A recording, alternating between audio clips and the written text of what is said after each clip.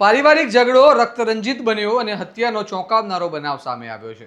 ભાવનગરમાં હવે ગંભીર ગુનાઓ સામાન્ય થઈ ગયા હોય તેવી ઘટનાઓ સામે આવી રહી છે. જેમાં બોર તળાવ વિસ્તારમાં આવેલી બેંક કોલોનીમાં ગઈકાલે બનેલી ઘટનામાં આધેડનું તેમના જ જમાઈના હુમલામાં મોત થતાં સમગ્ર વિસ્તારમાં ભારે ચકચાર મચી ગઈ છે. શું હતી સમગ્ર ઘટના, આવો વિગતે વાત કરીએ આ અહેવાલ. નમસ્કાર, હું ચિરાગ વર્ષાબેન, આપ જોઈ રહ્યા છો સ્વમાન. બોર તળાવ વિસ્તારમાં આવેલી બેંક કોલોનીમાં પરિવાર વચ્ચે કોઈ બાબતે લાંબા સમયથી ચાલી રહેલા મંદુક અને ઝઘડાએ આજે ઉગ્ર સ્વરૂપ ધારણ કર્યું હતું અને બોલાચાલી દરમિયાન મામલો એટલો બગડ્યો કે ઉશ્કેરાયેલા જમાઈએ ગોરધનભાઈ પર ઈંટ વડે હુમલો કર્યો હોવાનું સામે આવ્યું છે.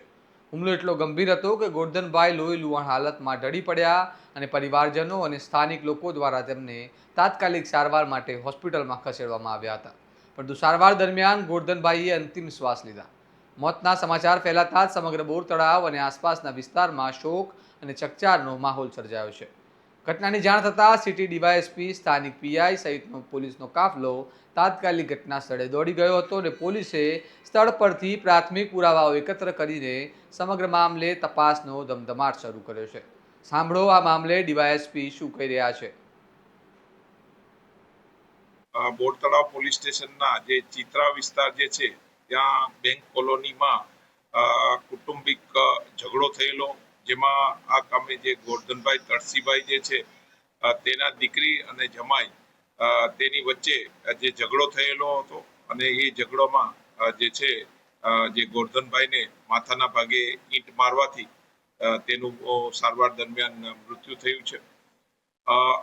ઇન્ટરનલ પ્રાથમિક વિગત એવી જાણવા મળેલી છે કે જે આ ગોરધનભાઈ જે છે તેના દીકરી અને જમાઈ જે છે એ હીરાના વ્યવસાય સાથે કનેક્ટેડ છે અને થોડા દિવસોમાં તેઓ હીરાની કામગીરી કરતા હતા અને પછી નહીં કરતા હતા, જેથી તેઓના કુટુંબમાં મનદુખ ચાલતું હતું અને તેઓ એકબીજાની પાસે જ રહે છે. તો આ જે મનદુખના કારણે આજે જે ગોરધનભાઈને જે છે માથાના ભાગે ઈંટ મારતા તેનું સારવાર દરમિયાન મૃત્યુ થયેલું છે. પોલીસ દ્વારા હાલમાં ઇન્ક્વેસ્ટની કામગીરી ચાલુ છે અને જે આ મરણ જનાર જે છે તેના જે છે વાલી તેની પૂછપરછ કરી અને ફરિયાદ લેવાનું કામગીરી ચાલુ છે. આ કામે જે આરોપીઓ જે છે તેને પકડવા માટે એક ટીમની રચના કરવામાં આવેલી છે અને વહેલી તકે આરોપીઓને ઝડપે કરવાની કામગીરી થનાર છે. હા, એના જમાઈ અને એની કુટુંબિક જ છે. દીકરી અને જમાઈનો જે છે પ્રશ્ન હતો તે આજે હત્યામાં પરિણમ્યો છે, જેમાં ગોરધનભાઈ જે છે તે આ જે એના દીકરી ને જમાઈ અને એ લોકોને અવારનવાર ઠપકો આપતા હતા અને કામ કરવા માટે જણાવતા હતા. તેનું મનદુખ રાખી અને આજે ઝઘડો થયેલો અને તેમાં જે ગોરધનભાઈને માથાના ભાગે ઈંટ વાગી જતા તેનું સારવાર દરમિયાન મૃત્યુ થયેલું.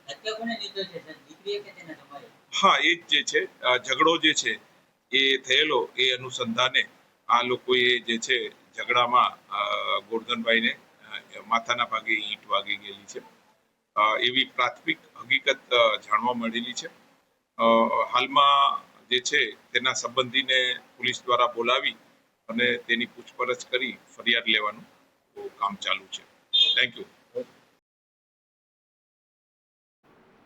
હાલ પોલીસની પ્રાથમિક તપાસમાં પારિવારિક અદાવત અને ઘરેલું ઝઘડાનું હત્યાનું કારણ હોવાનું માનવામાં આવી રહ્યું છે અને પોલીસે આરોપી જમાઈને શોધખોળ તેમજ પૂછપરછ શરૂ કરી છે. સાથે જ હત્યા પાછળ અન્ય કોઈ કારણ કે જૂની અદાવત જવાબદાર છે કે કેમ તે દિશામાં પણ તપાસ હાથ ધરવામાં આવી છે.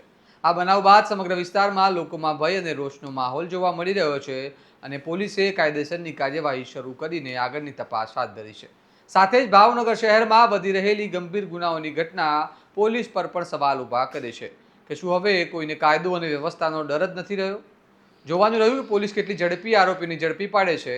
તમારું આ મામલે શું માનવું છે અમને કમેન્ટમાં જણાવો અને આ પ્રકારના અહેવાલો માટે તમારા સ્વમાનને લાઇક, શેર અને સબસ્ક્રાઇબ કરવાનું ભૂલતા નહીં. નમસ્કાર.